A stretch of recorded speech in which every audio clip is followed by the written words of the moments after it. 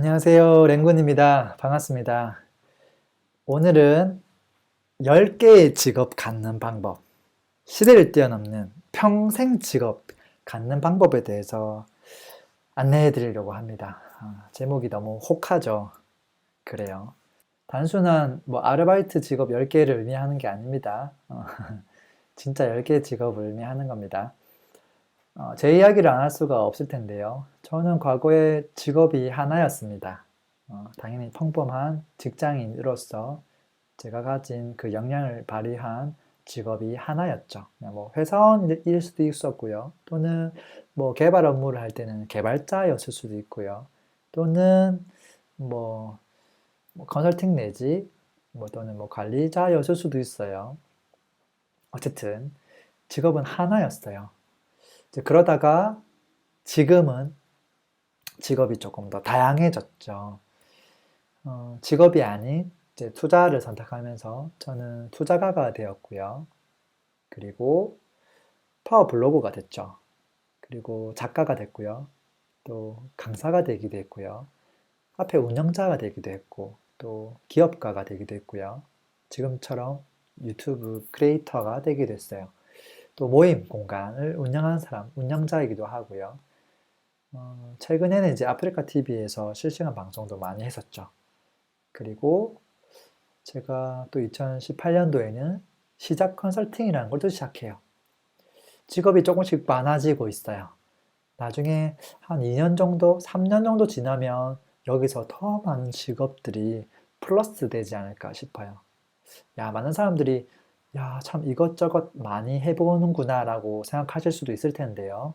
사실 저는 직업이 10개가 아니라 그냥 한 가지라고 생각하고 있어요. 그 직업의 이름은 철학자예요. 철학자. 요즘 시대에 맞는 키워드를 좀 바꿔보면 혁신가라고 볼 수도 있어요. 과거에는 철학자, 인문학자, 사상가였다면 지금은 혁신가, 혁명가 정도 될 수 있겠죠. 그게 왜 다르냐면 과거에는 남이 시키던 일을 생각 없이 하던 사람이었어요. 그러니까 사실 직업이 하나가 아니라 사실 직업은 없었어요. 직업이 없었다고 이야기하는 게 맞을 것 같고 지금은 스스로 생각을 하는 사람이 되었어요. 그러니까 직업이 없다가 이제는 하나의 직업이 생긴 거예요. 직업이 10개가 아니라요. 겉으로 보이는 그 직업들은 사실은 무의미해요. 그냥 어, 우리 시대가 정의해 놓은 직업의 키워드일 뿐인 거죠.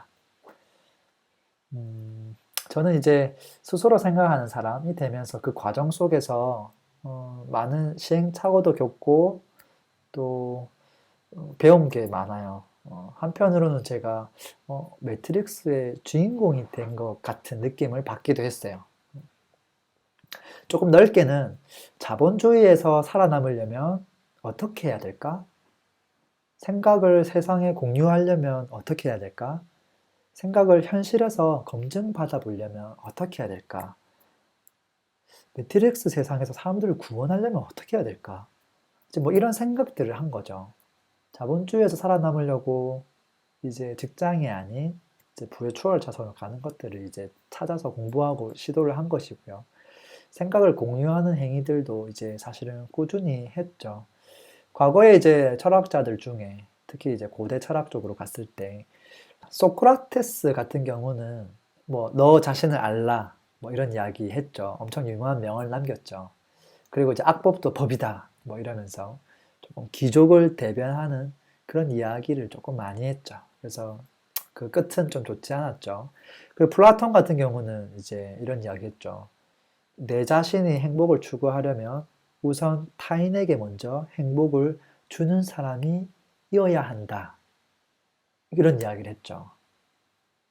내가 행복을 추구하려면 타인에게 먼저 행복을 주는 사람이 되어야 한다.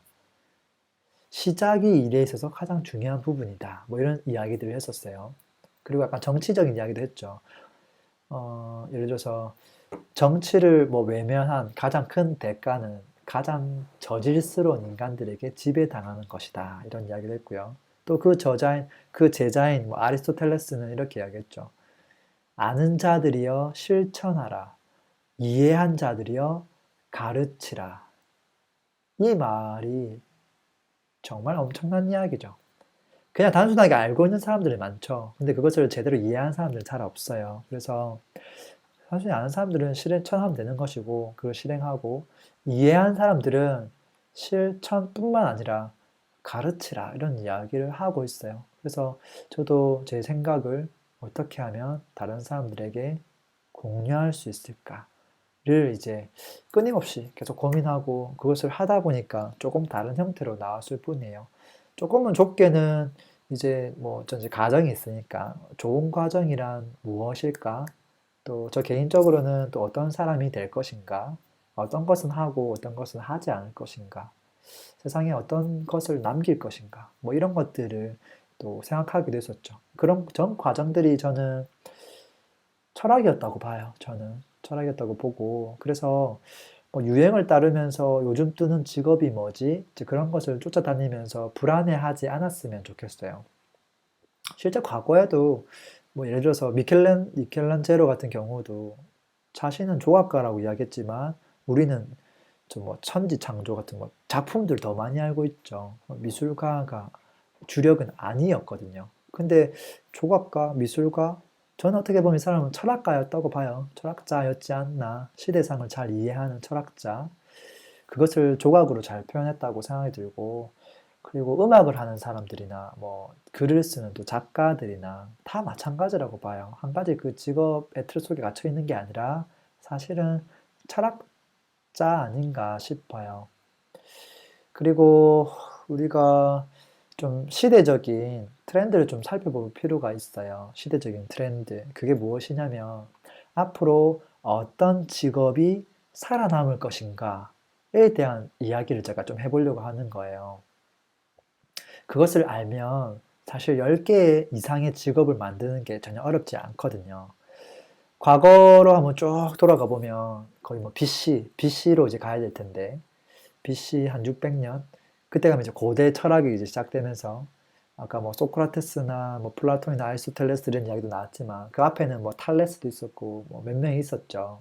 대부분 다 그 진리를 인식하고 절대적인 진리를 막 찾으려고 노력을 많이 했죠. 뭐 실체론과 우주론에 대해서 막 탐구하게 됐었고, 서양에서는 이제 그런 사람이 있었고, 또 저기 아시아에서는 이제 뭐 공자나 뭐 노자, 장자 이런 사람들이 이제 고대 철학을 만들어낸 사람들이죠. 대부분 다 컨셉은 비슷했던 것 같아요. 그 사람들이 추구했던 것들이 세상의 진리 같은 것들 탐구한 것이죠. 그리고 시간이 지나서 나중에 이제 BC가 지나가고 한, 한 1010세기, 한 12세기까지 이제 중세 철학이 시작되죠. 중세. 그러면서 이제 신학이라는 게 등장했고, 서양에서는. 그리고 신의 존재에 대해서 그때 이제 각광받으면서 교황권의 힘이 좀 커졌었고, 나중에는 이제 근대 철학이 오기 전에 신학과 철학은 분리해야 된다라는 컨셉으로 해서 또 이렇게 막 나가기도 했었고, 그때 시점에서는 이제 중국에서는 이제 뭐 성리학이나 또는 그 주자학 같은 것들이 이제 좀 줄을 잃었었고, 근대 철학이 들어서서는 이제 거의 한 14세기, 뭐 15세기 오면서 이제 르네상스가 피면서 결국은 신의 존재보다 인간이 중요하다라고 하면서 뭐 여러 가지 것들이 이제 엄청나게 등장했죠. 그때 이제 음악도 엄청 꽃을 피웠고, 뭐 미술 쪽도 꽃을 피웠고, 철학 쪽도 마찬가지고요. 그때 뭐 데카르트, 스피노자, 천국이 아니라 현재, 지금 우리가 생각하고 있는 현재가 제일 중요하다. 뭐 그런 이야기도 했었고, 그리고 뭐 칸트, 베이컨 뭐 이런 사람도 등장하고, 뭐 경험이나 관점, 지식이 가장 중요하다. 이제 그런 이야기도 나왔었고, 그게 이제 약간 경제학적으로 가면 이제 약간 17세기쯤 되면서 뭐 애덤 스미스나 마르크스나 뭐 베버 같은 친구가 나오기도 했었고, 또는 이제 뭐 그 중간 과정에 뭐 군주론, 마키아벨리의 군주론도 나왔었고, 왕권력이 뭐 중요하다. 그게 이제 뭐 예술적으로 가면 우리가 잘 알고 있는 뭐 모차르트부터 시작해서 베토벤 음악 쪽으로 이렇게 흘러가는 것이고, 그게 전부 다 근대 철학에 전부 다 있었던 일이라는 거죠. 아까 군주론 그 이야기 나올 때는 이제 프랑스는 루이 14세 나와주는 거고, 영국은 튜더 왕조 나와주는 거고, 이제 이탈리아는 이제 마키아벨리 군주론 나와주는 거고, 뭐 그 와중에 또 막 마르틴 루터는 뭐 종교 개혁하고 종교 전쟁하고 뭐 그런 중간 과정도 있었고, 그러다가 이제 완전히 현대로 넘어오면서 뭐 그 쇼펜하우어나 뭐 니체나 실존주의가 이제 등장하게 됐었고, 지금은 이제 어떻게 됐어요? 현대 철학 이후에 지금은 무슨 철학이 있는가라고 본다면 과연 뭐 철학자라고 이야기할 수 있는 사람이 있나요? 지금은 어떻게 보면 자본주의의 위대한 투자가가 누구인가가 화두죠. 지금 뭐 한 100년 동안 좀 화두가 되고 있고, 앞으로도 그러지 않을까 싶은데, 뭐 워렌 버핏이라든지, 뭐 그런 사람들이 지금 계속 우리 입에 거론되고 있죠. 뭐 공자보다 더 많이 거론되고 있죠. 자, 이렇게 고대, 뭐 중세, 근대, 뭐 현대, 그에 따른 뭐 철학이나 뭐 음악이나 예술 쪽이 어떻게 흘러왔는지 쭉 그냥 대략적으로 한번 봤는데, 왜 제가 이런 이야기를 한 거죠? 우리의 직업이 철학자라면 과거 이 철학의 이 계보가 어떻게 이어졌는지, 어떤 흐름으로 왜 그게 그 시대는 이런 게 나왔고 이 시대는 이런 게 나왔는지, 그런 것들을 알고 있어야 지금 현재 우리 시대에는 어떤 철학이 반영될 수 있는지, 또 앞으로는 어떤 철학이 나올 수 있는지 예상해 볼 수 있기 때문에 과거를 빼고 이야기할 수는 없을 거예요. 그래서 대략적으로 한번 살펴봤고, 그런 철학에 대해서 살펴볼 때 또 이 예술에 대한 부분들도 사실은 철학에 걸쳐 있거든요. 그래서 그런 부분들도 함께 한번 살펴본 것이고요. 그리고 이제 우리가 살펴봐야 될 것은 지금 현재죠. 그래서 현대 철학을 이제 이어가는 지금 현재의 그 철학은 뭐라고 얘기해야 되죠? 신의 영역도 아니고 왕권력도 아니고 또는 인본주의, 인간주의도 아닌 돈이 최고다라고 하는 자본주의죠. 그래서 이 자본주의에 대한 또 태생을 살펴보면 시작은 거의 이제 애덤 스미스부터 시작을 하죠. 그래서 뭐 국부론, 어떻게 하면 국가가 부유해질 수 있는가, 보이지 않는 손이 있다. 그래서 생산, 분배, 교환에 대한 이야기를 그때 이제 막 풀기 시작하죠. 그리고 마르크스가 나오면서 공산당 선언에 대한 이야기, 자본론에 대해서도 집필되기도 했었고, 그리고 이제 베버 같은 친구는 이제 시장과 교환, 이 시장과 교환이 자본주의에서 가장 중요한 본질적 요소다라는 이야기를 하게 됐었고, 저는 이 베버한 이야기 중에서 시장도 중요하지만, 시장은 아까 애덤 스미스가 이야기했기 때문에 이 교환이라고 하는 거, 이 교환이라고 하는 게 저는 자본주의에서 진짜 본질적인 요소라고 공감하고 있어요. 나중에 뒤에서 한번 풀어볼게요. 그리고 또 시간이 지나서 시장은 개입을 좀 많이 해야 된다라고 하면서 또 위기 순간이 올 수 있기 때문에 이제 케인즈 같은 친구가 등장하기도 했죠. 어쨌든 자본주의가 딱 도래하면서 두 가지 이제 큰 양대 산맥이 나오는데, 하나는 공업이고 하나는 금융이죠. 그래서 공업은 대량 생산을 해서 어떻게 하면 더 많은 사람들에게 그 물건을 빨리 팔 수 있을까? 이것도 때문에 거래예요, 거래. 교환에 가깝죠.